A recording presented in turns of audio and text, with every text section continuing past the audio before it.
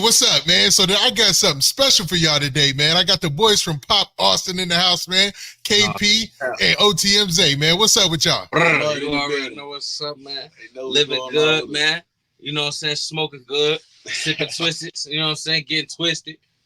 Okay, so I see you boys over there at Pop Austin holding it down, man, holding down the fort. So what's it been like, man, over at Pop Austin lately? Well, shit, I ain't gonna lie. Hold on. First, before we get too deep into it, bro, I gotta say, bro, I gotta kind of get on your ass because I seen the interview you did with Naughty, bro, and I wasn't too much feeling how you was trying to make it seem like I was like his little bus boy driving him around and shit like that. That wasn't the case at all, bro. His driver, yeah, bro. So I was his driver, like what? I was around and stuff. Nah, that's not how it was. Did we hold up? Bro was really fucked up. Bro was really fucked up, so I was looking out for bro. That's what it was. I wasn't just driving him around and shit. Okay. Like taking care. Bro was fucked up. He ain't had no car, so I gave him a few rides. He ain't had no bread, so I put some bread in his pocket. He ain't had no weed. He was steady begging, asking for weed, so I gave him some gas. You know what I'm saying? Yeah, I think he was honest about that. Because he even said that sometimes he would need Uber money, you know, to borrow and stuff. And if a cat need to borrow some Uber money, man, he down. You know, it's tough, right? That's pretty tough. Yeah, so, bro. Yeah. So I was really just looking out, but you know, it came back to bite me in the ass. But it's all cool though, bro. Because when you got it, bro, you know, you bless others with it.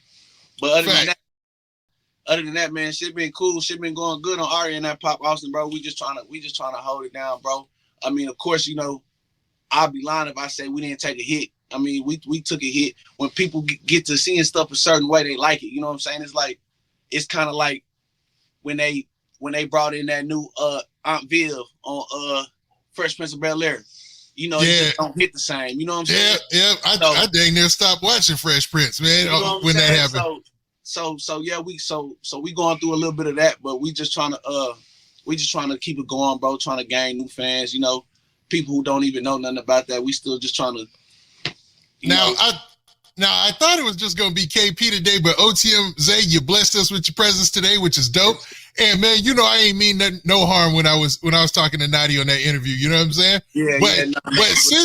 But since then, man, you were actually the guy. You were the main topic in a lot of the interview we did about Naughty. So I got it while you're here. Let's go ahead and get that out of the way, man. Let's go ahead and jump over that bridge now. So how has everything been since Naughty got locked up again? They had the charges against him or whatnot. Like how has your life been since that whole situation? I mean, you guys were in the New York Post. You know what I'm saying? It was crazy, man. You know what I'm saying?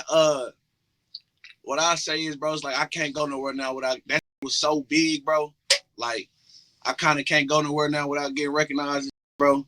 And sometimes when I get into arguments with people, they try to bring it up like, oh, that's why they was finna knock you off and like that. But yeah, man, I can see other than that, bro, I don't be tripping about that, bro. It sound messed up to say, bro, but since Naughty got locked up, bro, my life been more peaceful, bro. Like y'all gotta understand, this man was really putting police in my life, bro. This was really getting me pulled over. It's holes in my floor, bro, from police pulling me over, cutting my floors up, cutting my seats up, trying to find dope that's not there. Yeah, I'm pretty sure. So they launched an investigation, right? An open investigation. Yeah, bro. Yeah, man. So I can't lie to you, bro. Like I say, some people might take it as like, oh damn, that's messed up. You shouldn't wish jail on nobody, bro. But when somebody was really out here trying to interfere with what you got going on, bro, and it's not happening no more, it's like, how else am I supposed to feel about it? Nah, fact. That's crazy, man. That's crazy. Now, KP, same question. What about you, man? Has everything been all right since that whole thing because that was during South by Southwest. So that was what? That's March or April time frame? Yeah, that's March. Yeah. So how you been, KP? All I can say is, man, that dude, he fumbled the bag, man. He was supposed to be the next one. He was supposed to be up. He was supposed to be one of the upper echelon personalities on the internet right now. He fumbled his bag right now. Like, that's all I could really say. It ain't really affect me. My life the same. Yeah. My life the same. He the one locked up. He the one who life changed. So it really ain't changed for us. It really I would think, what's crazy is you're right. TTE Naughty was on his way up. Like he was doing all the jumper. He was doing the no jumper interviews. He did the Karamo show. He was doing all this, and I could not for the life of me understand somebody blowing the bag like that, bro. This just doesn't make any sense, man. Right there. Like that's somebody who. That's them drugs, you know. Bro. He had a long, hard stint on what it was all called? Type of drugs. He was on dip. He was smoking dip for like perks 13, 14 years. So I think it kind of really messed. He really stuck in a childlike thought process. He still can't think as a grown man, even though he finna be 40 years old. That's crazy, man. That's freaking crazy, bro. Yeah. At some time you got to put that childish stuff away. But like you said, if they was having a long-term effect. Plus him being locked up, and I ain't making excuses for him because he's still a grown man. And you got to handle your own, and you definitely got to get your paper. You know what I'm saying? Right. But when it's in your lap like that, to throw it away is crazy. Crazy. And then see, I don't know about the no jumper thing, but Rollo really offered him a deal. That's 100% true. Rollo really offered him a deal. You know what I'm saying? To where he would, but I just know for a fact, TT Naughty wouldn't have been able to handle being around a group of men like that by his, like, you know what I'm saying? He not used to them type of characters, so he wouldn't have been able to last over there, which is why I think he ain't take the deal. I don't think he would have lasted over there with Rollo. Them shout out Rollo. Yeah, wait, fam, Gooner and them cats, huh? That's crazy, man. Yeah. Dang. I hate that for TT Naughty, man, but he'll be back soon, man. Do you ever see him working at Pop Austin again, or is that bridge burnt? What'd you say? Do you ever see him working back at Pop Austin again, or is that bridge burnt? I mean, he ain't got nowhere else to go. I think Pop Austin would be willing to hear him out. Yeah. So most definitely, if he could get out, he most definitely could be back on Pop Austin. It would have to be different though, bro. Because see how he was trying to run shit. He was trying to be a dictatorship, bro. You can't do that when it's other people company, bro. Even though you the bigger, even though you the face of it. Like, let's put it like this, bro. LeBron the face of the Lakers, right? Mm-hmm. But when after he messed up with that Russell Westbrook trade and he tried to go back and tell him do this, they was like, nah, they're not doing that. LeBron is a dictatorship. Nah, bro. They still, he got his son over there. What I'm saying is, some things they not gonna go for. LeBron wanted Ty Lue to be that head coach. Yeah. They told him no. And that's what they should have did. That's what they should have did. But they told him no, bro. You know what I'm saying? Like, even just because you the face, that don't mean you can run everything when it's not your organization. And that was his problem. He was trying to tell them who they can and can't work with. He was trying to tell them, no, this is what we doing. He was just trying to control everything, bro. If he come back, it's not gonna be like that. It can't.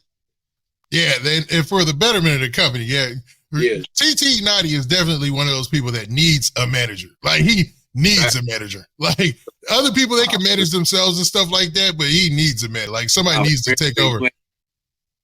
But if y'all did do something all together again, the welcome back stream would do numbers like crazy. You know what I'm saying? For sure. That'll definitely be. I don't know though. I don't know.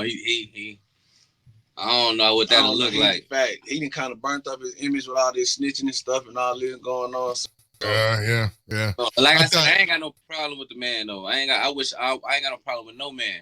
I wish him the best. You know what I'm saying? But y'all platform was going, like, y'all platform all together with all that. Like, all the other shows were receiving residual views and stuff like that, man. Everything was going up, man.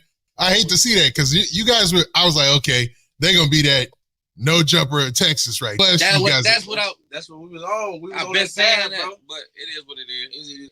Plus, you guys are in Austin, which is a music hub. It makes too much sense. Artists are always gonna be coming through there. It just made too much sense, man. But regardless, man, there's no artists through there, nothing like that. Like, you said y'all weren't pushing artists? Nah, he didn't want us to bring through artists through there, nothing like that. Like, that's crazy. He got mad when the money wasn't just coming to him. Oh, what we gonna pay other artists for? What we gonna pay other people to come through it for? Like, shit like that, bro. To build your platform. That's exactly. crazy. It's crazy. Like, yeah, that's what I was gonna say. Shit, I've been seeing you going crazy. You've been building out this platform, man. Yep. And sometimes, man, I'll share a secret. It's a grind. It's a grind, but it's fun. I ain't gonna lie. This mess is fun. You know, as a career, this is fun. But I know you guys are doing your thing, man. Y'all are still working on your platform and building it. I see y'all still making posts on social media. But, man, let's get into what we here for, man. And first off, what I want to do is I want to introduce everybody to KP because the last time that they talked to him, he really came on kind of in a support role for OTMZ's interview. And this time I wanted him to make sure that he got his story out there. So KP, man, tell us about you and where you from. What's up, man? My name KP. I'm from Peoria, Illinois. right there outside. Now we grouped in with Chicago because a lot of people, when I say I'm from Peoria, they be like, "Are you from Chicago?" We not from Chicago. We about an hour and a half from Chicago. 2 hours from Chicago, right there in the middle of Illinois. We south of Chicago, so the whole drill culture, everything that happened, it directly affected us. You know what I'm saying? Because I'm 29 years old, so my whole generation, we right there with Chief Keef and Lil Durk and Lil Reed. We all the same age, so everything that they was going through, you know what I'm saying? We was listening to it and relating to it because we going through the same thing. You feel me? The King Yella, the FBG Ducks, Billionaire Black, all them boys. We like them they used to come to Peoria do shows. You know what I'm saying? Come to Peoria, go to the gardens. So I met a couple of GDs down there, like Billy. I met Billy down there. When they came down to do a show, A lot of like the guys mess with the GDs. See, now I want to ask you a question then. You being from Peoria, right? Do the gang politics in Peoria, are they the same or the exact same as the gang politics in Chicago? I wouldn't say the same. No, it ain't the exact same. It's similar. I would say similar. It ain't the exact same because obviously it's two different cities. So where you being politics there with GD, BD, like it's not, I never heard of like Bloods. I met my first Blood when I was by like 15, 16 years old at the park. And when he said he was a Blood, I laughed at him in his face. He looked at me like I was crazy. But I was with my little brother and I told him, like, bro, he said he a Blood. He said he a Blood. I said, boy, ain't no Bloods in Illinois. I started laughing. I ain't never heard of no Blood. You know what I'm saying? It was all like Bloods and Crips was like a movie thing. You know what I'm saying? That's like fairy tales. Like but then when I really like people in Illinois, our brain is this small. All we know is what we see. So when I finally left out of Illinois and seen, it's really Bloods and Crips out here banging, really, like it made sense. Like I was really, put it like this, Witty. I was really living that life. So I was never infatuated with what was going on outside of my hood and my beef and my city and what we got going on. I never really paid attention. Now, Chicago's so close to us and we so proximatized to them we had no choice. We had no choice but to be into what they got going on. You know what I'm saying? But like as far as what's going on in Texas, what's going on in Cali, New York, Florida, I never been in tune with street politics like I am now. Put it like that. It's a different time, man. It seems like, man, now in rap music, you have people, they op sharing basically. You know, you got the whole thing with Bloodhound, Lil Jeff and those cats. Then you got Screwly G. He comes from Gary, Indiana. So it's all this going on the back end. So, and then you add the music. It's a lot going on, man. But when you say Peoria, a lot of people already think of all the headlines we've already seen. Lately, we had a real big headline, and maybe you can touch on this a little bit. T Slick, Chief Keef's guy, dude that did 10 years for him, man. He ended up getting shot and killed in Peoria at a party, man. So what did you hear, or what do you know about that situation, man? All right, so I'm gonna tell the truth right now. He wasn't at no damn party. He wasn't at no party. So this one thing I'm gonna say. The blogs and the people that's talking about the situation, they are going off hearsay and what they think could have happened or what they think, because Slick family and Slick people don't even know what really happened to Slick. Nobody really know what happened to Slick.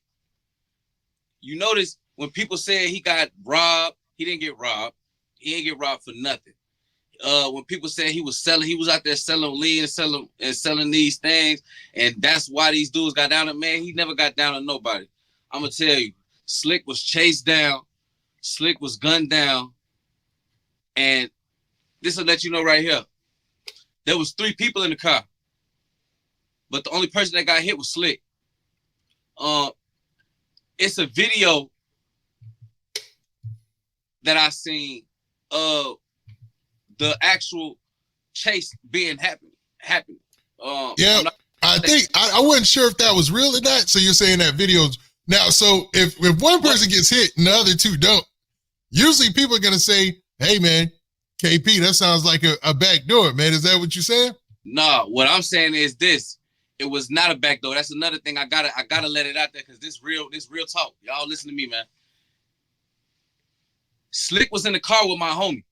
If you go check out my music videos, Backdoor Joe, Killer, Backdoor Joe, 2 a.m., all shot by A Solo Vision, who happened to be J Man cameraman now. A Solo Vision shot my music videos. Go look at Backdoor Joe, BACKDOE. You gonna see the guy that was with T Slick the night he got killed was in my music videos. Now I'm gonna tell you this: it was no backdoor. It was no backdoor. Think about this, Witty. You've been rapping since you was a kid. I'm gonna put you in bro shoes. You've been rapping for forever. You really got talent, and a lot of people around here in Peoria look up to you. And then you run into this dude, T Slick, Chief Keef homie, and he telling you like, man, look, bro, I'm gonna put you in this position. I'm gonna put you in that position, bro. Just rock with you. Matter of fact, shorty, I love the way you so dedicated, the way you love this music so much. You make me love music even more, shorty. I'm finna sign you because I want to be more musically inclined, right? So he riding around with Slick. Every time Slick come outside, he with this dude. You know what I'm saying? He take okay. KP, so Slick, you're from Peoria, and you know a lot about the T Slick situation. I want to hear your words of what happened, man. The exact story of what went down. Now, a lot of people are already screaming a lot of things online. Some people are saying it's a backdoor. There are people saying it was get back for KTS Drake, all sorts of stuff. But man, you being from Peoria, you having your feet on the ground, go ahead and break that situation down. Well, first of all, I'm gonna say this: that wasn't no get back for KTS Drake. KTS and them ain't had nothing to do with nothing. Slick wasn't backdoored at no party. What I really heard was, I'm gonna be honest with you, I swear to God, when I called and tapped in with my people, and Slick was in my hood. Slick was messing with my hood. When I called and tapped in, they told me Slick died for Duck. That's what they told me. Now this what they told me. Now I love this Slick. I was in Big Muddy with Slick. Me and Slick was in the drug program together. Slick started 2 cells down from me. He was in the cell with a nigga from East St. Louis named Monte for them that 2 years, getting good time, man. Bro, he on the phone with Chief Keef. Bro, it's niggas out here. We talked about this I was talking about T Slick before he passed away. Before he even came home, I was talking about T Slick. Like, man, I was in joint with T Slick, Chief Keef homie. Folks finna come out. I'm telling people like, man, Slick finna come home and take off on his rap. You know what I'm saying? And he came home and he was getting it together though. You can see, you can go back. I got it on one of my lives. My girl was graduating from college, Houston Tillotson University. My girl was graduating from college. And on the way to the little reception, we was going out to eat. I'm on my YouTube live and one of the supporters, I ain't stayed back in Illinois, and I moved out of there 4 years ago, going on 5 years ago. So, but I still stay tuned in. I grew up, born and raised with that, so I'm still tapped in with the streets. You feel me? But when it comes to actually being involved in anything, I'm not involved in nothing that's going on. Ain't been in a long time, but I got my ear to the streets. Now, I'm on my live on the way from my girl's graduation, and one of the supporters jumped in my chat like, "Hey, KP, they killed your homie T Slick last night in your hood." I said, "What? Go watch my live." I said, "What?" I said it right there. Like, man, he should have never been around them dudes. Like, in my mind, he got backdoored. Just as what was everybody else gonna think. I heard stories about him getting backdoored at a party, him getting set up for some lean. Like, it wasn't none of that going on. There wasn't no get back for KTS Drake. Like I said, I was told it was get back for Duck. No cap. I told that back for Duck. I swear to God. Now, let me show you, Witty. I don't know if you could drop them in this interview, but I sent you the pictures of FBG Duck in my hood. Yeah, I could definitely drop it. Yeah, FBG Duck, he in the picture with with the older guys. It's 3 of the older guys. Benny Mo, you got Percy, who passed away, rest in peace and soul. He one of the kings of my hood. And Big Joe Vaughn, who's still out there in the hood. They all Duck. They with Duck. Like Duck, it's niggas from Chicago. It's them like, man, look. It's a lot of stuff going on that people don't be knowing about in these streets, bro. It'd be a lot of backdoor action, and if you go back and check, okay, so I'm gonna tell y'all the story of Lil E. I'm gonna tell y'all the story of Lil E. Cause they say Lil E set Slick up. And I love this Slick. I told y'all it's Slick that did more for me than certain in my hood. Slick took care of me on them nights when I ain't had nothing to eat. On bro, I go knock on bro door. He gonna give me a couple, he gonna give me something. He gonna give me a couple of dollars. On bro Ray, he gonna send that cash flow through. And Slick used to stay busting down the visitor room. I swear to God, he was killing the visitor room. Folks was having different coming in and out on bro. But I know it's a lot of people hurt over Slick. But it sounds like you had a real relationship with T Slick, like for real. I thought it wasn't real. Like that was my brother. When you in prison, and we was on the same deck for almost a year. So, and he was 2 cells down from me. You know what I'm saying? He called me Hammonds. He called me by my last name. He'd be Hammonds because we in a drug program. You know, so we all call each other by our last name. You know what I'm saying? Because that's how the program go. But I was telling, but like I said though, I'm gonna tell y'all the story about Lil E, man. This is a situation right here with Lil E, and this I'm gonna say as much as I can say. Lil E never would have backdoored Slick a day in his life, ever.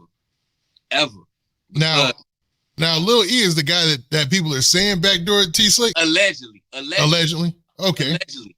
Yeah. That's what they're saying, and I'm gonna tell you why. Lil E come from them trenches. Lil E from them trenches, bro. Lil E ain't never had nothing broken, grinding. Ever since I met him, he was hustling. He a hustler, folks. All he do is he a hustler, bro. He not no gang bang. I don't even classify bro as a gang banger. I classify bro as a rapper / like he a hustler. Like folks keep a gun for protection. I never seen him like get aggressive with another person. You know what I'm saying? And he was actually the right person for Slick to run into because Lil E love music. So I know when Slick, he come home and he meet this dude, Lil E. Lil E like, man, I'm going to show you how to do this. Because Lil E is connected throughout the whole city on every side. So I'm going to show you this. I'm going to show you that. I'm going to show you that. It got to a point where people looking at it like, okay, Slick was just moving around like he was a regular person, bro. Slick picking up Lil E, and it's just him and Lil E, and they riding all through the trenches like it's just like that, folks. And it ain't like that, folks.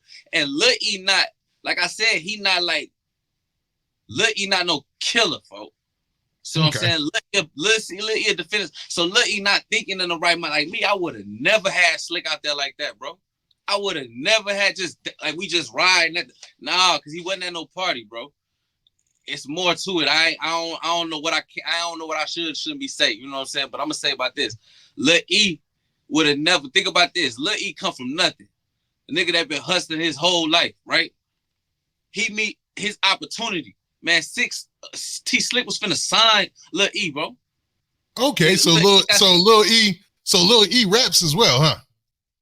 He what? So he raps. So Lil E is an artist as well, right? Lil E rap, Lil E sing, Lil E do vocals. He'll write a song for you. Lil E sit in the studio 24/7, bro. I swear to God, that's all he do. But it been like this way before Slick came around. So that's what I'm saying. When him and Slick met, it was supposed to be like that. You see what I'm saying, Whitty? Yep, I'm tracking. Yeah, so when it was supposed to be like that, but jealousy, clout is a dangerous drug. It's a dangerous drug. When I heard the story, like I said, it's a video that I seen of the actual transaction where Slick car was getting chased. I seen the video. You know what I'm saying? Not nobody was recording. Somebody ring light was recorded. You know what I'm saying? That's all I'm gonna say. That's all I'm gonna say right there. Somebody, it was off a ring. I seen a ring light camera. Folks' car was getting chased. So he was not sitting outside no party. He wasn't selling nobody nothing. He wasn't doing nothing. He wasn't doing none of that fashion, bro. Slick was just happy to be free. He just did all that time. And he felt the cool from Peoria that he vibed with. And he was out thinking, oh, I'm not in Chicago. It's good, but not knowing because he don't got no beef. So you feel which from what you know, he kind of just let his guard down too because he wasn't in Chicago anymore. Because he wasn't in Chicago. Y'all don't even know all Slick people was finna be in Peoria that next day. Slick had all the niggas from Chicago coming, all the niggas from Atlanta coming. He had everybody that everybody said they fuck with Slick. He had all them No Limit niggas, doo-wop them on bro. He was finna have everybody come straight to Chicago. I mean, straight to Peoria because he was finna do his first show. Him and Lil E was finna do their first show at one of Peoria clubs, folks. For the Freeski. He was trying to put Peoria on, bro. He was finna have all the Chicago niggas coming. I mean, them niggas still came. Even though Slick died, them niggas still came to Peoria. Nigga. And them niggas was in the club 100 strong on the homie. Them niggas looking for, trying to figure out what happened to Slick on the homies.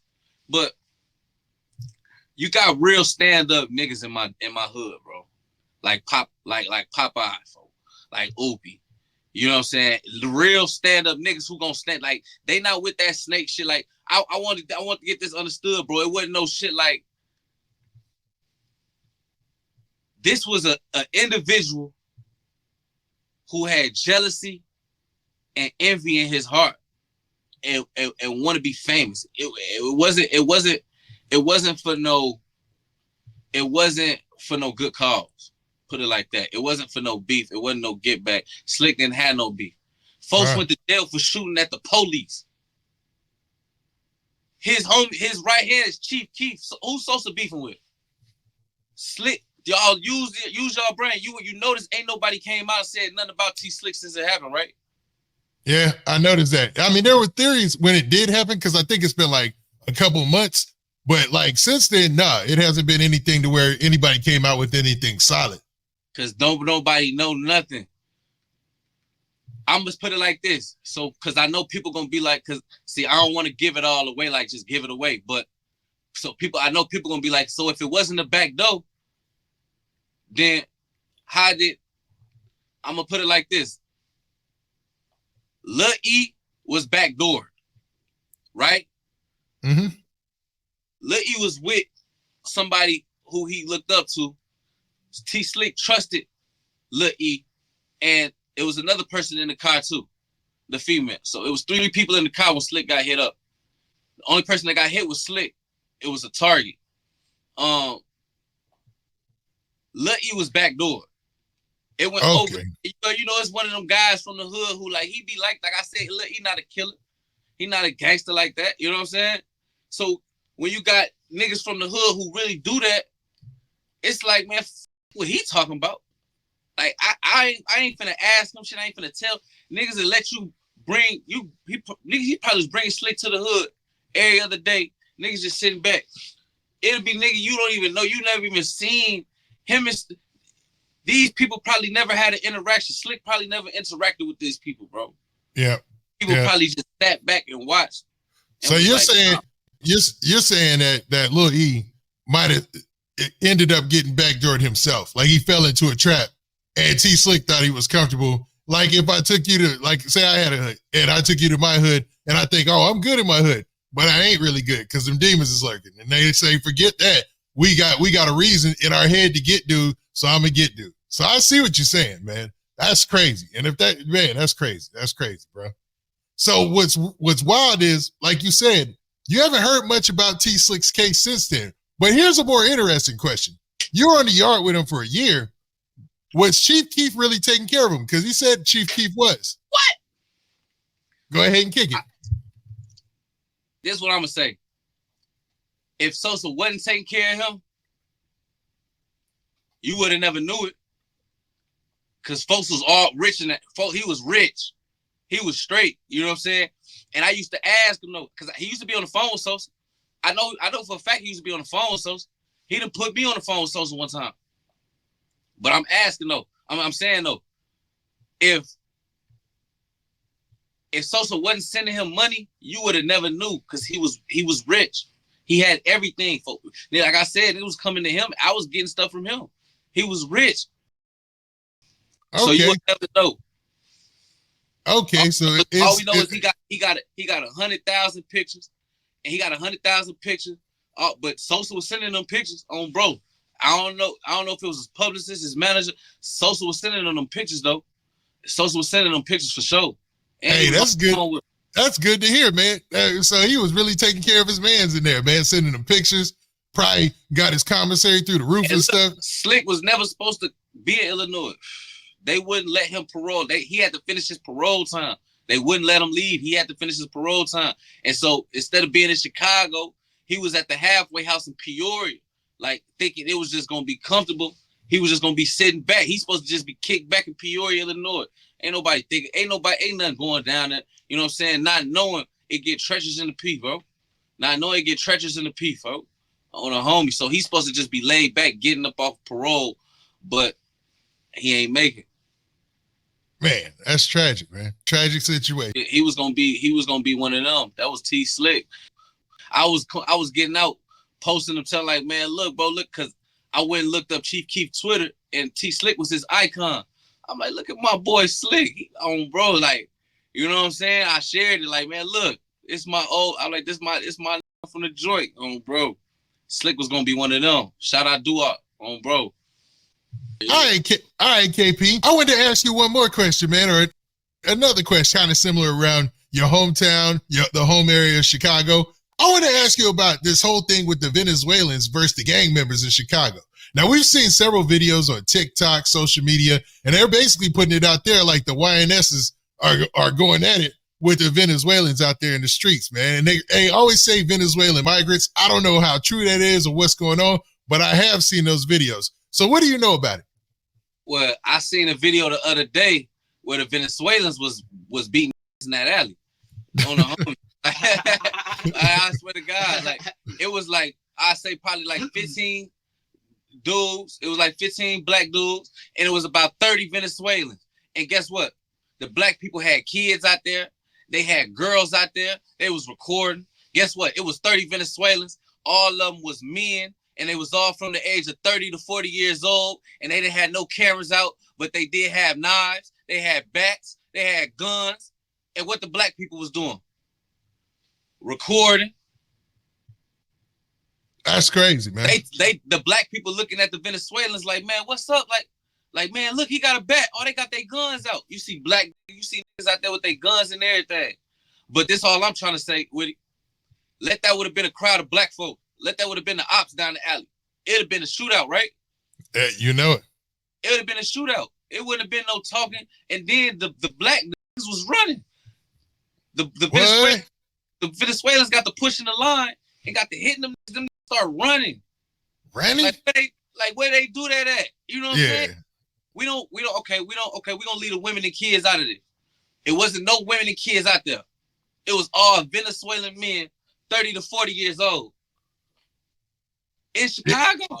It's in Chicago. That's crazy. So I just want to look why we so programmed to hate each other. Because like I said, if that was a brother or sister, a black person on the other end of that alley, it'd have been a shootout. That was a GD or a BD. If it was a GD or a BD or a Crip or a Blood, it'd have been a shootout. Oh, you know it. You know it for sure. But since it's a different race, we programmed to think twice. That's crazy, man. That don't even make sense. You know what I'm saying? And, you know, the street gangs, if they say, hey, we getting problems from the blacks, or hey, we getting problems from the essays, it makes big problems. You know what I'm saying? So everybody thinks twice, but we can't think twice with each other is weird. But exactly. But them Venezuelans is showing you they not thinking twice.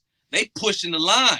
So I just want to understand why we as black people can't come together and at least if we gonna do it to each other, why we don't do it to them? That's all I want to understand. If you gonna push the line on your brother, why you don't push the line on the other races? Why when it comes to the Venezuelans, you guys is running and no guns. You guys got guns in your hands. You're not shooting them. You see what I'm saying? Let that would have been all they had to do was let one of them switches off. You know, Chicago notorious for them switches. One switch would have cleared the whole alley. Them niggas would have ran. Them Venezuelans would have ran, man. Them Venezuelans in the alley, they done. Somebody got a button and they let it off in the alley. It's they done. I'm gonna be real. Chicago getting soft. It been happening for the past like 5 years, but they really getting soft now. And granted, Chicago getting soft, they still harder than 100% of the country. But just 100%, you know what I'm saying? But I'm just saying though, even though they just not, I think them police doing their job up there, bro. Them police got niggas thinking twice up there, bro. I'm telling you, it's the police, and it's the fact that it's another race. And man, them Venezuelans, I guarantee you, them Venezuelans get shot. They don't know nobody. They don't know nobody. They can't tell on nobody. They can't tell on nobody. They don't know nobody. Yeah. So them Venezuelans gonna keep it solid. You gonna shoot one of them niggas, them ops BD, GD, they gonna tell on you. Well, so I just want to why we so programmed into this trap to hate each other and to tell on each other.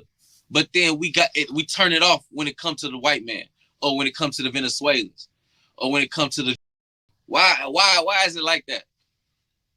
I don't know, man. I don't know. That's a question, you know what I'm saying? I think it's maybe internal hate or whatever, or you feel like you can get away with it when it's your own. Because I mean, to be honest, other communities sometimes they see us coming and they don't turn it up that much, because like I said, in California, they got a strict line that they don't cross either. You know what I'm saying?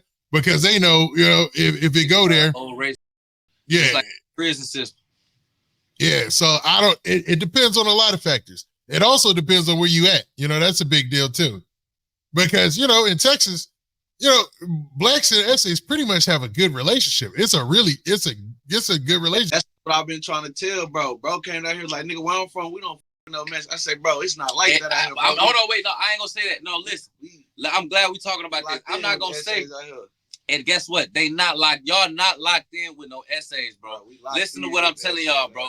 The essays look at y'all like, you know what I'm saying? And that's how it is in most of the Midwest, right? Yeah, for sure. All right, KP. So I wanted to ask you about your opinion on some things, man. What do you think about this whole FYB J-Mane and Lil Durk pushing peace situation? Now, we've had a couple of headlines since then, and I'll give you an opportunity to touch on a lot of that. But it looked like, for the most part, they were pushing something positive. They had the big concert for Lil Durk's birthday. They put all the fallen soldiers and people, you know, from the streets, I should say, on the big screen. Positive situation, man. Now, recently, it's ended in some tragedy. But, man, I'd like to get that KP perspective. What do you think? When it comes to Lil Durk and J-Mane, I just want to know what piece did they push. Mm-hmm. J-Mane just went to O Block, and the niggas that took him to O Block the next day was posting. They was smoking on Duck, smoking on Brick. Wow. Not Tay Savage, DQ. The other one. It was two people that took him to O Block, Tay Savage and DQ. Now, this was explained to me by a couple of different people who I've talked to recently. And one of them was Big Mike from O Block. I just talked to him recently. And I talked to Billionaire Black. And I talked to a lot of those cats. And they told me that, you know, J-Mane is a BD. All those dudes is BDs. He comes from a BD hood. He grew up in the Calumet building. He's been a BD his whole life. He just chose to be with Duck and them on that side of things with the GDs. You know what I mean? And with Billionaire and those cats from, you know, but Billionaire is in a weird position because he's originally from Welch World and Tay Savage is from Welch World. So they're actually, so for J-Mane to go over there with them to O Block, that's actually, he's a BD, but he just, you know, he was the ops. So it's like, you see what I'm saying? Let me tell you this. It ain't about no BD. That's what they say. That ain't about no BD, GD. J-Mane was just the only goofy who was going to go for it, bro. Think about this, bro. Man, okay, look about this. You want to push peace, bro. Why go get a goofy clown, bro? Why go get a thunky, folk? You got a thunky, folk. You could have went, man, you should have went and got somebody like, you should have went and got Billy, folk. You should have went, but Billy wasn't going to do it. Why? Because Billy a stand-up member, folk. Because Billy a stand-up member, bro. J-Mane not standing for nothing, folk. He don't really love Duck. J-Mane don't really love Duck. How much y'all see him really put on for Duck since he got that call from Lil Durk? How much he really put on for Duck? None. Sister.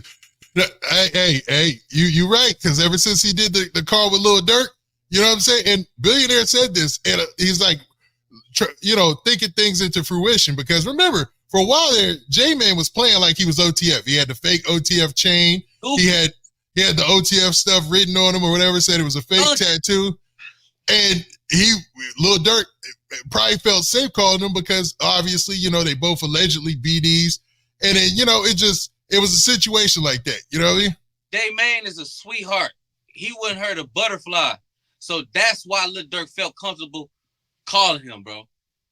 I'm saying, Billy, it would have been a different situation. He should have, man, if you're going to push Peace, why not go get Yella, bro? This is what I'm saying, bro. Y'all got to stop playing with Yella name, bro. Like, Yella really is a goofy or something like that, bro. Right. Yella is one of them niggas. He at home taking care of his kids, bro. Yella doing everything niggas from our environment, from where we from, supposed to be doing, bro. He's sitting back trying to find a legitimate way to make some money, bro. He in the house with his kids. Every time I see folks posting, he posting with his kids, bro. Every time I see folks talking, he talking in a positive, from a positive standpoint. He not on no negativity. He not pushing violence. Why not go get Yella, folks? The same guy say he gonna take the clown, he gonna take the one that y'all talked about, and he gonna ride him above, folks. So why not be like God, bro? Because nigga called Yella a goofy. Everybody call Yella a goofy. Like, I showed my girl, I showed a female I messed with, I showed her a picture of Yella, because me and Yella was DMing the other day, and I'm like, I was talking to Yella. She like, who is that? I show her a picture. She like, he look like a goofy. I'm like, damn, why everybody say that about my boy, folks? Like, I'm a real trench baby. I was watching all this shit. I remember when Yella first popped out. When Yella first popped out rapping, they wasn't calling him a goofy. He was not, they wasn't saying Yella was good. I don't know when all this, I came home from the joint, everybody was calling him a goofy. I don't know what he did, but. It was when he got into it with, there was a cat by the name of Benz. I want to say, what was his name? He was a white cat. He was a drill rapper. He was like one of the only white cats who was drill rapping at first. Before like Slim Jesus, like he was really, really like in them streets. He ended up getting killed, but him and King Yella got into it like back in, I want to say like 2018, 2019. And he was the first person to try to troll Yella. Like that was the first time. Cause just like what you're saying, King Yella, nobody really messed with him. Cause number one, he's a big dude. Then number two, he was really, really solidified when he came in the game. You know what I mean? Yeah, he was ducking all them. Y'all see this nigga getting shot at shooting a music video. Yep. How much realer do we get? Mm-hmm. He from Chicago. He GD. Like, damn, this what they want. They want they want him to be a crash dummy. They want him to still be doing some he would have been doing in 2012. They want him to wild out, smack somebody. Like, come on, boy. This is what gangsters is supposed to do, grow and develop. You know what I'm saying? We're supposed to be doing the same thing we was doing 10 years ago. We're supposed to be elevated. We're supposed to be talking with, you know what I'm saying? We're supposed to be speaking like we got, you know what I'm saying? Because we're supposed to cut the slang out. We're supposed to build ourselves up as men, bro. Take care of our kids, bro. We're supposed to do the right thing as men, bro. And I ain't gonna lie, Yella's doing what he's supposed to do. So I feel like Durk should have reached out, pushed peace with Yella, man. And you know what's crazy? Charleston White was in a recent interview and he said the same thing, man. He said that why would you get J-Mane when you should have got King Yella? Because King Yella ended up getting shot for really pushing peace when it wasn't cool to push peace. Like he was in a dashiki or whatnot and they shot that joint up, man. It was crazy. I'm saying, so what made, that's why I want to know the same thing. What was it about J-Mane other than he was the only one gonna go for it? I think all of them would have went for it, but J-Mane is the goof. Like he's a court jester. You know what I'm saying? He a court jester. You know how you got the clown, you got the nigga with the hat and the big shoes and the red nose. Not trying to, Woody, I ain't trying to do that on your platform, but you know what I'm saying? That's how I think Durk was looking at it though. Like he's not a threat. You know what I'm saying? He's not nobody that ever did nothing to nobody. So and he's funny. So it's like, let's do it with J-Mane. Let me hit up J-Mane. You know what I'm saying? He go, you know what I'm saying? Yeah, and what the crazy part is, J-Mane actually hosted the concert too. Like he hosted the concert, bro. Like he was the one doing the MCing for the concert, I believe, man. So he probably made a bag as well. And dude is funny. He's really, really funny. He's funny.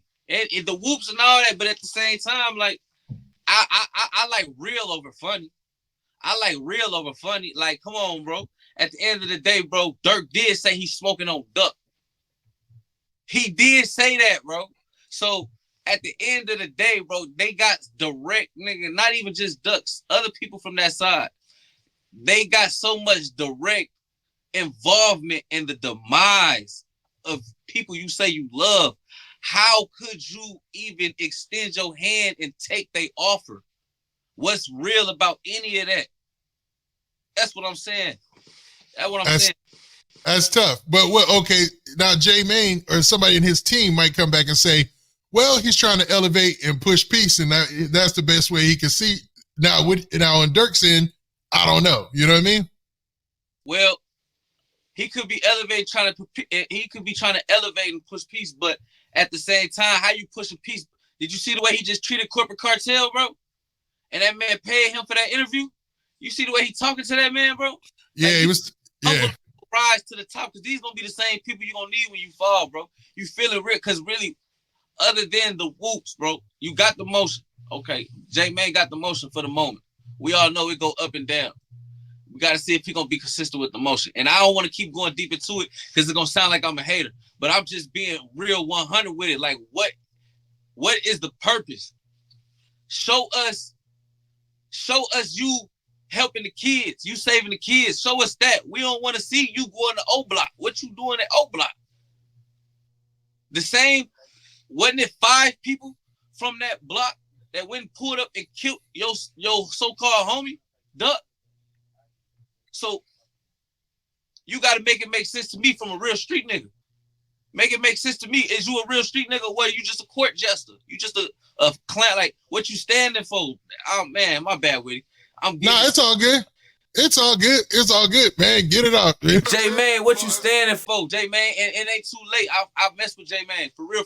I mess with J-Man. It ain't too late. It's just we got to stand for something. And you might not never reach your hand out to me because you might see this clip, and I'm cool with that. But brother to brother, I'm saying this to you, bro. I'm not no yes man. What is we standing for, bro? I rock with Duck. Duck used to be in my hood. That's why I take it a little personal, like, cause I know I sat there. I'm from Peoria, bro. I sat there and I watched everything play out. I never heard of J-Man till like 2-3 years ago. So I'm saying, what we standing for, bro? Otherwise, I'd rather sit back and follow somebody as far as not follow as in follow their motion, but follow as in keep in touch with. Because right now, J-Man is a representation of that side. Because J-Man is the biggest representation of that. Biggest representation. You know what I'm saying? Yeah. You got Young. You know what I'm saying? You got Yella. But like J-Man, what we standing for? Durk is going through his situation. J-Man, you in charge. What we standing for? What we doing? You say you saving the kids, but we want to see you saving the kids then. Because right now, all we see is you going to O Block, you interviewing Mona Lisa, you sending whoops out, you pranking people. Nah, we don't want none of that. We want to see you saving the kids, real talk. And this ain't even no trolling, none of that, like real talk. If you say you doing it for the kids, bro, let's see that. And I'm with all that. For real. I'm with that. That's what's up. That's what's up. You're just posing some questions out there, which is fair. So KP and OTMZ, I wanted to ask you what y'all opinions were with the Lil Durk situation, because like I was saying, Lil Durk was getting celebrated on social media. Everybody was laughing at the fact he was on Power, holding the gun, looking funny. You know, everybody was laughing about all the things that had taken place with him and J-Man. It looked good. Then a few days later, Lil Durk gets locked up by the feds, and he gets thrown in what some people are calling a potential OTF RICO. 5 people get arrested. Then they looking for Lil Durk. Lil Durk gets picked up at an airport after trying to book flight out of the country at 3 different locations. It's just a mess, man. Y'all give me y'all take, man. So this what I think on it, bro. I think that the Lil Durk that we seen this last year, 2 years, that's the Lil Durk that his father brought out. You see his when his father came home, and this is something that we all know. I'm not trying to speak like I'm from Chicago, nothing like that, but shit, nigga, I've been a fan of Chicago music and them niggas for about 10 plus years now, since I was a freshman in high school. 2012, freshman year of high school. That's when you have every right to speak on this, man. Go ahead, get it. I know. Big Durk is real GD, for real. So when Big Durk came home, it was no more that GDK. Nah, we not doing that. We not doing this. This is what we doing, bro. No, and he put his son on that right path, which he could have did a long time ago, but he didn't get the opportunity to do because unfortunately he had to go sit down for all them years. But I feel like Durk really did change. But the problem is, just because you change that don't mean everything you did in your past went away. You still got to pay for everything you did in your past. You still have to pay allegedly for that hit that you sent out on Rondo, even though Lil Pab was the one that died. You still have to pay for help pushing the destruction that you did in Chicago between the war of BD and GD. So all this that's coming back to bite him in his ass right now, bro. I just feel like it's just what you got to go through, bro. It's the stuff that you got to pay for what you did. You know, and it's crazy that you made that observation, man, because a lot of people have been making that observation as well. Because it seemed like when his dad came home, his music even changed. And it might even show the effects of having a father in the home or having a father as somebody to answer to directly. Real talk. Yeah. No, facts. Well, I'm going to say this, man. Quando Rondo is the police. Young boy, the police. And I'm going to tell you, listen, no. Uh-oh. Listen, bro, listen. Let me hear what you got. First of all, we are okay. Allegedly, right? Allegedly. Like I'm not saying we ain't saying. I don't know for a fact that the police go, but go ahead, kick it. Why? Go. Let us know why you think so. Allegedly, bro. Well, I'm gonna say it like this: we got 5 co-conspirators on Durk case, right? Right. Yep. The conspirators are not witnesses, but they have witnesses to the murder of Lil Pab. Yep. Have witnesses to the murder of Lil Pab. The only people that can be witnesses of the murder to Lil Pab is the people that was with Lil Pab, which means his security guard and Quando Rondo. And I heard it. They were saying there was a girl at the scene too, so she may be also a witness. But this is what I'm gonna say. I'm gonna take y'all down a rabbit hole real quick. Okay. You Quando Rondo. Now all this starting over NBA young boy. Right. Back and forth industry beef over these women with King Von. Correct. Yep. So King Von and you confront each other, which you really didn't even want to do it like that. But you ain't want to look like you was no coward. Von approached you and wound up dying that night. This how you know Quando is a good boy. He got a good heart. When Von was laid out, Quando wasn't trying to take his chain. Quando was trying to help Von up. Yep. Quando was trying to help Von, bro. Yep. And then Von thought he was trying to attack him, so he was like Bosco. No, I'm talking about after Von was already shot. Yeah, but I'm saying when Von saw Quando coming, it looked like he was trying to choke him or something. You know what I mean? I'm talking about Von looked like he was trying to choke Quando. Von was a demon, bro. Yeah. Von one of them people like, man, look, bro, it is what it is. You know where you're going. But I'm trying to show y'all the heart of Quando. Quando really a good person, right? Don't mean he not a rat. Quando is really a good person. He try to help Von. Quando don't really want the beef, but now Lil Tim done been shot. Lil Tim on the colostomy bag. Von dead, so now it's like it's up. You know what I'm saying? This industry is corrupt, bro. Yeah. This industry is bogus because we all love and promote violence. Quando got a good soul. But now he's so enwrapped into this industry, it's like it is what it is. He gonna ride or die with his brothers. Lil Tim, young boy, his people, Lil Pab.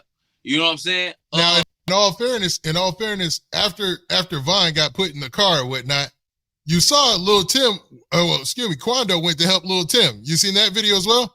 He went to help Lil Tim, and the cops was like asking him. He was like, "Man, he need help." I was like, so at this time, he's not thinking about trying to shoot nobody, trying to attack nobody. He's just trying to help people. All the gangster code, because at this point, Von is your enemy. If anything, a Chicago nigga, they see their enemy shot laying on the ground, they finna go head.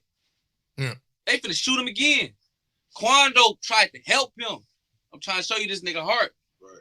In the middle of real battle, in the middle of real smoke, gunfire, he still got the heart to try to help that man off the ground. Now I'm trying to make y'all rap. I'm trying to make it all make sense to y'all. So then he's still thinking industry. He's still thinking he a rolling 60 crib. He's still thinking Big U and Brick Baby don't mess with him. He's still thinking he locked in, and they just killed the biggest killer in the world. He feel like he that man. He got Lil Tim with him. You know what I'm saying? But he started realizing the influence that Durk got around this. Like, damn, He done shut everything down. Money done slowed up. Young boy dealing with the feds. He can't help you. But shouldn't he have already seen that coming because of what went on with the whole, BDs versus GD alleged beef in the rap industry? I mean, they're very vocal. Like Billionaire and them, King Yella and them said, nobody came to them with deals, and they was getting millions of views. Lil J was getting like 20, 30 million. Wooski doing 20, 30 million on it. Nobody was coming to them with deals because Lil Durk and Lil Reese and a lot of those guys allegedly were stopping the money flow. We're telling radio stations, don't mess with them. So Quando, you would think he would see it coming, right? Yeah, I wouldn't say he'll see it coming. Everybody, we all think we can do the impossible. We all think that's true. Very true. It ain't gonna happen to me. Like, I'm still gonna get these shows. I'm still gonna do these bookings. You know what I'm saying? I'm gonna get my money one way or another. But when he really realized Durk, the influence this man got, he like, God damn. So then now it gets to a point where your own hood kind of like, after that first shooting, when they pulled up on him at the gas station when somebody got shot in the hand, they were starting to look at Quando like, man, like you know what I'm saying? Because I don't think them niggas really got back. I don't think they blew back or nothing. Like, I think it was just kind of like an ambush. Nobody died, but I don't think them niggas really defended themselves. Like, you know what I'm saying? I don't think he held himself correct. You know what I'm saying? Yeah, you're talking about outside of the show in Georgia, right? Yeah. You know what I'm saying? That wasn't never supposed to happen. He's slipping like it's somebody close to him giving away information. So how they know, you know what I'm saying? So how they know he was in LA at the time with the Lil Pab murder, right? Now we fast forward to the LA. You out, you enjoying it. You done really cut off a lot of your people. You done fell out because you never know who set you up at that tried to backdoor you from that show in Savannah, outside that show. So really you done kind of cut back. You only with certain people. So you got your right hand with you. Lil Pab, yo, nigga gonna do anything. Mm-hmm. You know what I'm saying? He with you right there. Y'all just in LA enjoying y'all time. You handling business, but y'all also enjoying yourself. You know what I'm saying? You stop at a gas station and out of nowhere, spray the car up and kill him. Yeah. Quando in his heart, y'all go watch the video where Lil Pab died, bro. He was talking to the police. Yeah. He was like, no. Guess what the police probably asked him? Where you from? Savannah, Georgia. Well, why you got people shooting at you out here in LA? I don't know. Probably because, and nigga got to talking, bro. Nigga got to talking right there and there. Now we don't know if he gave up any info though. Legend. Like we don't know because the only thing we seen on camera was him kind of having a brief conversation and it was muted, and then we saw him with the old no. They played that on the news like a million times. Now look, I'm gonna put this into perspective. You know the heart Quando got. A lot of you into it with one of the biggest rap stars in the world right now, Lil Durk. Y'all killed one of the biggest killers. It's talking about niggas talking about it's $1 million on your head. It's not cool for it. All them people that was first Quando, being his family, his loved ones. It's not cool to be around Quando right now. Lil Pab, them people did not even want Lil Pab around Quando. He promised him we safe, OG. He telling this nigga mama, we safe, OG. When we land, we gonna be good. He can be around me. It's all right. And you let this nigga Lil Pab die. He already, the guilt eating him up so bad. Like I told y'all, the heart he got in the midst of battle, he tried to help Von. In the midst of battle. That's true. It's true. And what's crazy is, Lil Pab's his cousin, right? So Auntie, you gotta tell Auntie, and Auntie didn't even want him around you. Nigga, they say it's $1 million on your head. You done got all your money slowed down because they not booking you for shows. The show that you did had, them came and sprayed you up. I don't want my son around you. I don't care how much money you got. Auntie, he's safe, Auntie. We safe, we good. They got security. They in a bulletproof.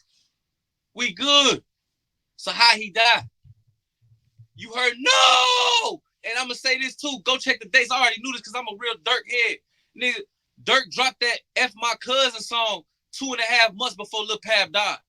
So Durk wasn't mocking him when he said, we get the Yella and go. Y'all fans just take anything and run with it, man. Y'all take anything and run with it. Durk dropped that F my cousin 2.5, 3 months before Lil Pab died. So how he mocking Quando? Them niggas was mocking Lil Durk, posting every day on social media. Ton Von, bro. Lil Tim and Quando every day. She was on Facebook, bro. Them niggas was characters, bro. They was. Now I will say this, and I'm glad you made that observation, because Quando and them, it's not like they went and played innocent after that. Like they was taught, like they were dissing. Yeah. NBA Youngboy was dissing, talking about pick up. There's a pickup, you know, on ILO. On that in the story. Yeah, and then he dropped, and then Durkio in there in the music video. And then Lil Tim dropped the song "Left the Stain." You know, they were dissing. So they opened that up. You know what I mean? Which is crazy because it seemed like their whole time in Cali they were slipping. So what you call this, Witty? I'm from them trenches. I'm from a hood. I'm from a hood where you gotta watch your homie. You know what I'm saying? Where they'll backdoor you. Your own, like I told you. Like where they is from Rolling 60 Crips, they say you're not a Crip until you kill it. You're not a Rolling 60 till you kill a Rolling 60.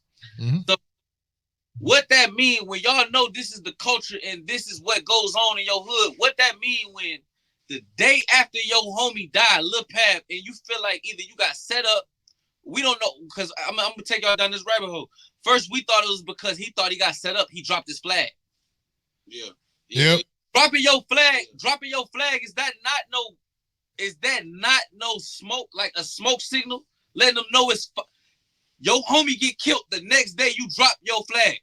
Is that not a smoke signal to the police, bro? Yeah. You putting the people in your business. If you gonna drop your flag, just drop your flag. What you on the internet dropping your flag for?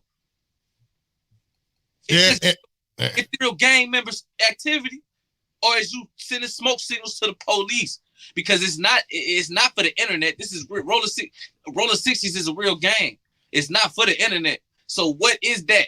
That's dry snitching. You know why he dry snitched? Because he already really snitched the day before when Lil Pab died. He like, man, y'all gonna find out I'm gonna snitch one day. I'm gonna drop my flag right now. You know what? And it might not even be a nigga from LA. It might have been a nigga from his own hood that was giving the drop. They was already not messing with him because he had the money on his head. He wasn't getting money, so money not like that right now. So they kind of fell back from Quando. There's a lot of speculation. So there's a bunch of speculation that Quando Rondo, being a Rolling 60 Crip, when he came to LA, did what he's supposed to do, checked in, and that somebody from Rolling 60 set him up. There's a lot of rumors about that. Now, nobody has confirmed that, or there's nothing saying that that's for real. But there's a lot of people saying that, you know what I'm saying? And recently, you know, Brick Baby was confronted about that on No Jumper, and he kind of shot it down, you know, because a lot of people were putting his name in it. I'm not saying he did that. I'm just saying that was a rumor that was out there. You know what I mean? So it's a crazy situation. So what we gonna say? OTMZ, go ahead. I was gonna say that's what I believe, bro. I believe he touched down, he checked in, bro. Somebody from them 60s got him gone, bro. Because look, bro just said, man, maybe somebody from his hood did it, but I'm saying, when you all the way in LA, that's what I mean. Rolling 60 Crip. That's what I mean. That's what I mean. Rolling 60 Crip. That's what I mean. Somebody did that, bro. Because there's no way these people is not from LA, bro. The only way you can know these streets and know what's going on and whoop is if somebody give you the info. That's like me going somewhere maybe you've been to LA 1 or 2 times, bro, but you don't know the streets like that, bro. You don't know. Mm-hmm. If I like, let's say this, bro. I'm from Austin, right? So if I tell KP, hey, bro, I'm over here at Capitol Plaza in 2-3, he not gonna know what the I'm talking about. Yes, I am. I mean, now because you've been here for a minute. I'm talking about when you just got here. When you just got here, I said, hey, bro, I'm at Capitol Plaza in 2-3. You're gonna be like, what the you talking about? You don't know you from that environment. You don't know what's going on around that, bro. So the only people that can fill you in is the money that's from there. You know what I'm saying? That's why I feel like it came from a Rolling 60, bro. Who else he talking to out there, bro? The man went out there, he checked in. That's what everybody do. Everybody from every gang that's from everywhere, bro. When they go to LA, bro, they check in with somebody, bro. And I don't know. But that's just what you're supposed to do. You know what I'm saying? You're supposed to check in with Chris Brown, go back to LA. He check in with what was that, Fruit Town? Yep. In Compton. Yep, you're correct. That's what he claimed. So when he go to LA, that's what we checking in with. I'm just saying, if you from them trenches, you know, bro. In-house business stay in-house, bro. So what you on the internet talking about you dropping your flag for the day after it looked like you got set up? If we're gonna keep it in the street, keep it in the street. But he made the commitment. When everybody go to jail and they start snitching, what's the first thing they do? They start praying to God. They get that Bible. You gotta watch them niggas that change religion as soon as they go to jail. They getting ready to snitch, bro. They getting ready to snitch, bro. And Quando Rondo, he got an open Fed case. How we know he not trying to drop his time on this Fed case right now? You know what I'm saying? I think he deal with that not too long ago. And he's supposed to get his jewelry back and everything. I've been watching. He's supposed to get his jewelry back and everything once the case is all finished. I was wondering what he meant. He said, when I'm up, like, if you're not in the middle of no trial, what you waiting on? Like, he talking about, yeah, once it's all said and done, I'm supposed to get my jewelry back. Like, what you mean, what's it all said and done? I don't think this nigga Quando innocent, bro. I think when that stuff happened with Lil Pab, bro, he folded, bro. He gave up. He already didn't want to be in the midst of this street stuff no more, bro. And it's just getting worse. Now you done lost your little cousin. And you didn't even want no smoke. Von punched you. You didn't even want all this. He gave up, bro. It's only so much somebody can take, bro. And he got a good heart, like I said, bro. I'm not saying he a bad person, bro. I'm just saying he folded under that pressure, bro. It's all gonna come out. It's all gonna come out. Yeah, that would be, man, that would suck. You know what I'm saying? Because essentially, man, if somebody who was there testifies, and I'm pretty sure based on the video, they didn't see much anyway. But all he's doing is Xing himself out the rap game, it was seem, right? I mean, Durk already did that. Good point. Good point. A lot of attention is on Chicago lately, man. So I wanted to ask you individually, you know, about some of your associations out there, exactly where you come from or anything like that. You know what I mean? Well, I'm from Peoria, Illinois. We not Chicago. We 2 hours from Chicago. My hood predominantly, we all GD. I grew up all GD. Everything where I grew SGD everywhere I go. It was always the BDs. Like I was hearing stories like, you know, the old heads always got war stories. Yeah. So I was hearing war stories about the BDs coming in, trying to take over the hood, and the guys having the older guys having to do what they had to do. It's a lot of wars. It's a lot of niggas. A lot of people come from Chicago and make a name for themselves in Peoria. Become $100,000, $500,000. They be the notorious killers. It's a dude named Ricky Hurt, who was one of them dudes from Chicago. He came down there. He was killing people. But one thing I know, and you from the trenches, you'll know, the killers always die. Nigga who known for killing people, they always wind up dying. It seems like that even in the music, like when you talk about drill. So what kind of effect does the drill rap culture have on where you're from in Peoria? A direct effect. I'm talking, we 2 hours away. Like I said, it been going on since before drill music, but everything that ever happened to Chicago happened to us. It came trickle right down. It's a trickle effect.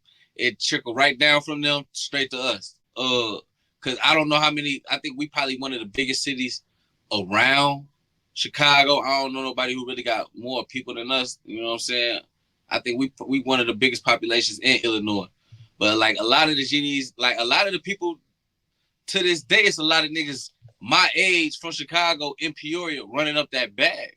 The dude Teasy that was on FBG Duck murder case that called the old Block 5. Teasy used to be in my hood every day. Teasy used to get into it with my homies on bro. Teasy came down there with another Chicago nigga getting money in my hood. Bro, them niggas used to like, them niggas be in Peoria more than they be back home. Them niggas go back home for a week or two, come back to Peoria for 2 months. You see what I'm saying? Yeah, and when I seen that, when say like 051 Kiddo got locked up, I think he was in a surrounding area. A lot of guys get locked up in Peoria, it seems like too, man. Man, hey, look, Peoria it's a lot of this going on. It's a lot of telling going on around that. So yeah, I can see why a lot of people go. It's a lot of killing. It's a lot of telling. It seems like that's the wave everywhere now. It seems like it's a lot of telling going on everywhere. But it been going on. I remember the first snitch from my hood, bro. It was just so crazy. No, for real. First snitch from my hood is crazy. That is wild. That's wild. Because look, snitching used to be, I'm gonna say for my generation, because you know the older guys always had what they got going on. Yeah. But for my generation, I remember, and he was He was like the one of the top savages from the hood at that time. He was sliding on niggas every day. Folks got booked and told on one of the guys. Folks got him 55, but he gave it back. He finna come home in a couple of years though. Folks finna free Tony. Bro, folks told folks, but it was like he was still coming to the hood shooting dice, and it was like he kept his pipe on him. Niggas was like, everybody is talking behind his back when he was gone though. I'm talking about he looked like King. He got tattoos like King Yella, folk, everywhere. His whole body, but he don't look like King Yella, but he got tattoos everywhere like King Yella, folk. On the homies, folk. He come to the hood, shoot dice on the homies, talk to the girls. Bro, as soon as he leave, they be like, man, damn. Everybody be like, man, I see you over there talking to him, folk. I mean, no, hell no, folk. That's just because I don't want him telling on me.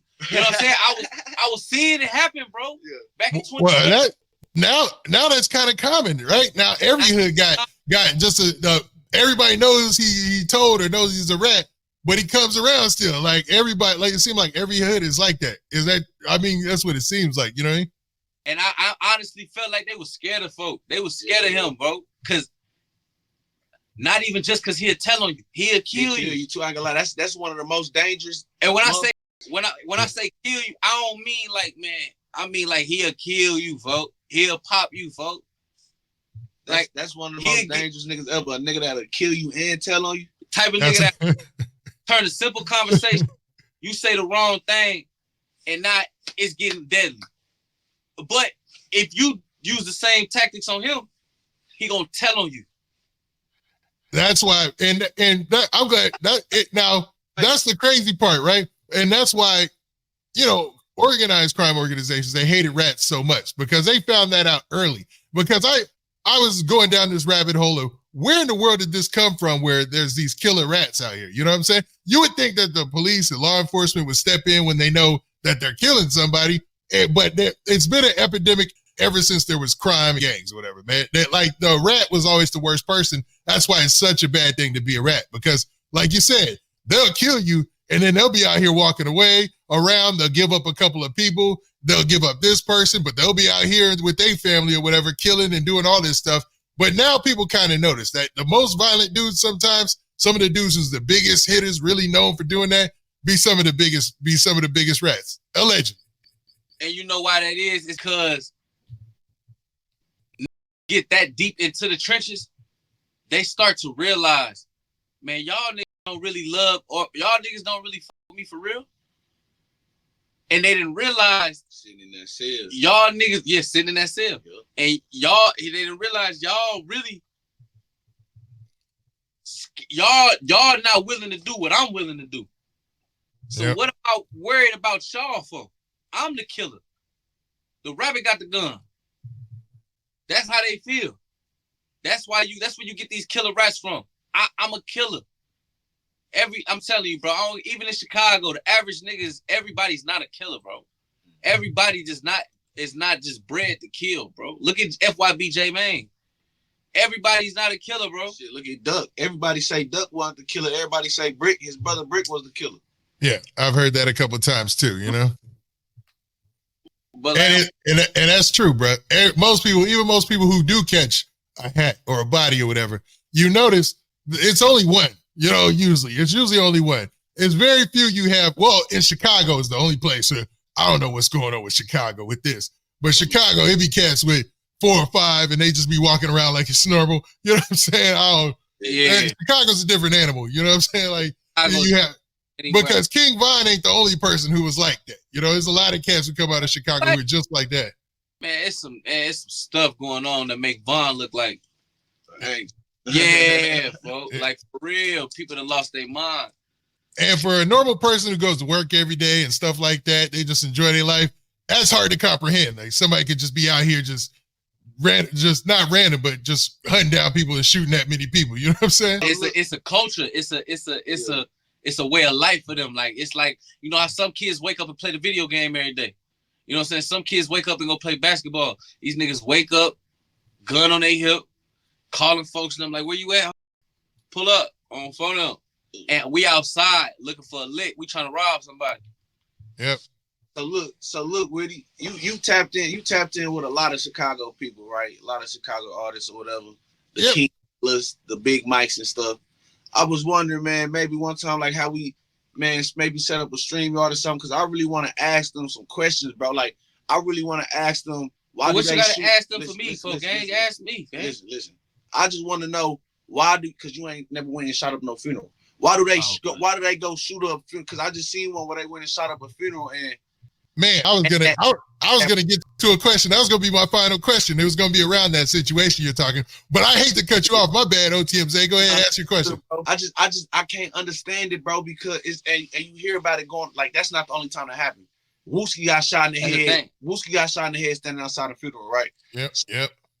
It's like, man, like I understand what's going on, but it's like, bro, I just find it hard to believe that it's really humans that savage where they know it's people, mamas, grannies, cousins, and aunties and sisters out, people that have nothing to do with the beef, and y'all go out there, slide on a funeral, and just spark that up like every funeral. Y'all just slide on that.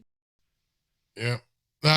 And the crazy part is there is, and there are, and there's not just a little bit of them. There's a couple, because similar to what KP was talking about, they look at it, and this is just my outside observation, because I be talking to these cats on and off camera, but I never, I'm not disclosing anything. I might even cut that little section right there out.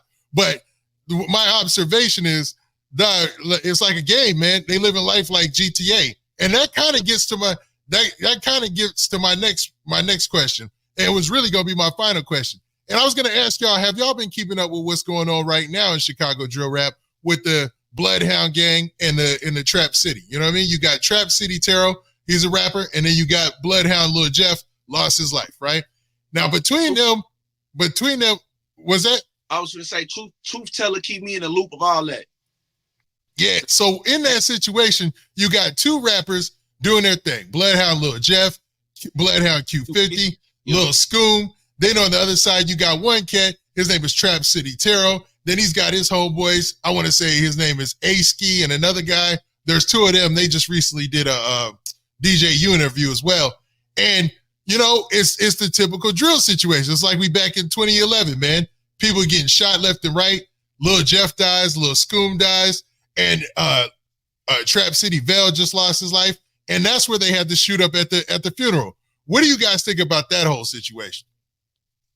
I think it's just a repeated act of violence. Like, I mean, them some kids to me, and I'm finna be 30, so it look like it's like they taking the risk. We always taking risks. It was all at that age, 18, 19, 20, 21, 22, 23. We still was taking risks. You know what I'm saying? I just pray that they make it to see 28, 29, like we did. You know what I'm saying? Because if they make it this far, bro, they gonna be advanced. Yeah, they're gonna be up there. They gonna be advanced. Like we think we advanced because of the stuff we've been through.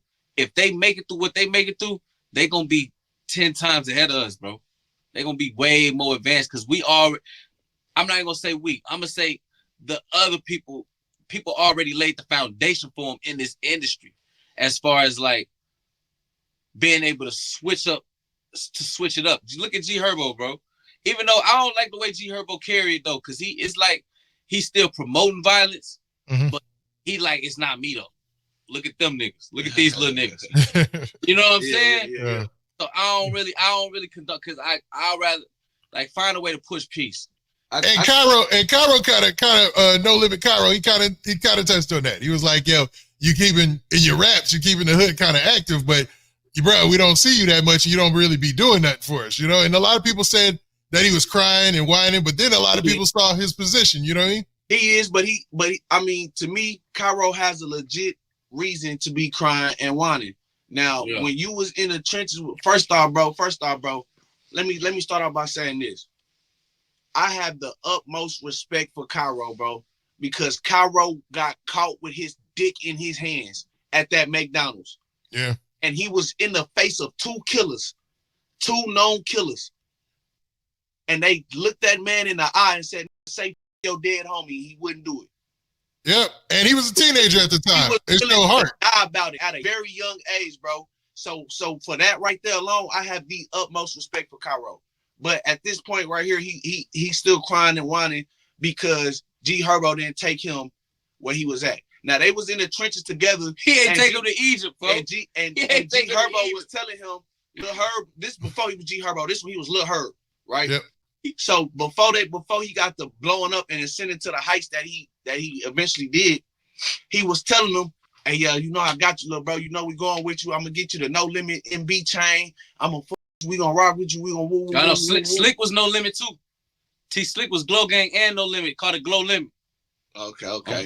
Yeah. So he was telling him all them things, and then when G Herbo started to ascend and blow up, he didn't do it. He never reached back for Cairo. So Cairo definitely crying and whining some a little bit on that situation. What I feel like it is now about these new generation kids, though, I feel like it's clout now. Now I feel like it's clout. I feel like at first, the first wave, the first Chief Keef and them, they wave, that was real beef. Yeah. That was real beef that turned into them they getting blew famous. up off of it, yeah. Exactly. But that was the goal too, though. Yeah. That was the goal. Yeah, that was real beef. I feel like now it's clout, bro, because they see what's going on, bro. You got and Chicago is such a hot, it's like Atlanta now. You know what I'm saying? Where it's just a hot spot where the light is just always on it. It's always on Chicago. And the crazy part is, I've talked to Trap City Terror. I did an interview series with him, and they're actually not even supposed to be into it. Like them and Bloodhound they've been having an alliance for like 10 plus years through different generations and things like that. They recently broke their alliance, but all over a chain getting taken. You know what I mean? Because they're all, it's like a whole row of different BD hoods, and then they're surrounded by enemies. Like in that whole little area, it's too. Even from a perspective, it's like, man, y'all barely got a hood. Like y'all almost like y'all are right snap dag in the middle of all y'all enemies, and y'all all on top of each other. It's pretty crazy, bro. Yeah, bro. It's going down up there right now, bro. That's what I'm saying. I wish they would have never took that chain, bro. Facts. Yeah. Now you just stole my chain, bro. I can't look like a around with my chain. Especially y'all some kids. Exactly. Especially y'all some kids. Yeah, because Vel was older, man, and he can't. You know what I'm saying? So then, like me giving a little 21-year-old my chain, bro, and him run them off like they got out on me and get on the internet with it on Instagram. And I'm playing, and I'm thinking in my head like I'm a killer. He ain't dead, is he? Vel ain't dead. Yeah, he's dead. No, Vel's dead. He's the one. That's the guy. That's the guy whose funeral got shot up. Yeah, that's the dude whose funeral got shot up. So the nigga who chained it he died? Yeah, he just died. That's the one the funeral got shot up and his sister just died. They hit his sister. Yeah. Oh, they not hit playing. his sister at the funeral. They not playing, bro. Chicago, something else, bro. Yeah, definitely. Crazy, man. Now I hate to end it on that craziness, man. And I like the fact that we were like about to cover, we were able to cover a lot of topics here today, man. But it wouldn't be right if I didn't give you KP and OTMZ the opportunity to shout out everything that you guys got coming on in the future, man. So go ahead, the floor is yours. Man, y'all know what's up, man. Y'all know my name, OTMZ, bro. Y'all can go check out my music everywhere on all platforms, bro. I got a new tape I'm working on called 53Z. I'm from the north side of Austin, bro. That's my hood, 5'3". So the tape called 53Z, bro. Bangers on that bitch, man. Bangers on that bitch, bro. So just if y'all don't believe I got no bangers, man, I'm telling y'all, go check out OTMZ you can go on YouTube, Apple Music, bro, wherever. I don't give a damn if it's Pandora. It's everywhere, bro. I got real bangers. So man, make sure y'all just go check that out, bro. Yeah, no cap. Y'all know what it is. It's KP. Y'all know what it is. Follow me on Instagram, FYB KP.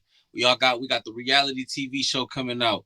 I think it's gonna be the third Wednesday of this month, the third Wednesday of November. Y'all can catch new episodes, Austin Outcast, every Wednesday, 8 to 7 p.m., 8 to 7 Central Time, p.m. strictly on YouTube on Pop Austin Media.